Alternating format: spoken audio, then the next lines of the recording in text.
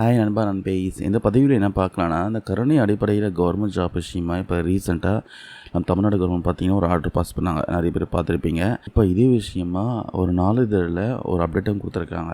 அதில் என்ன போட்டிருக்கு எல்லாமே டீட்டெயிலாக இந்த பதிவில் பார்க்கலாம். அரசு ஊழியர்களாம் கவர்மெண்ட் ஜாப்பில் இருக்கிறப்போ மரணம் அடைந்தாங்கன்னா அவங்களுடைய குடும்பத்தினர் கருணை அடிப்படையில் கவர்மெண்ட் ஜாப்பில் சேர அனுமதி கொடுக்குறாங்க. இதற்காக நியமனம் பார்த்தீங்கன்னா இனிமேல் ஆன்லைன் மூலமாக மட்டுமே நடக்கும் சொல்லியிருக்காங்க. இதுக்கு முன்னாடி வரைக்கும் ஆஃப்லைனில் பண்ணிகிட்டு இருந்தாங்க. ஆனால் இனிமேல் ஆன்லைனில் இணையதளம் மூலமாக அப்ளை பண்ணி ஆகணும். இதுக்கு முன்னாடி வரைக்கும் டைரெக்டாக அப்ளிகேஷன் கொடுத்து அப்ளை பண்ணுற நடைமுறை தான் இருந்துச்சு. இனி அரசாங்கம் பார்த்திங்கன்னா அவங்க உருவாக்கிய புதிய இணையதளம் மூலமாக மட்டுமே அப்ளை பண்ணணும்னு சொல்லியிருக்காங்க. அந்த வெப்சைட் நேமும் நம்ம ஆல்ரெடி பார்த்துருக்கோம்.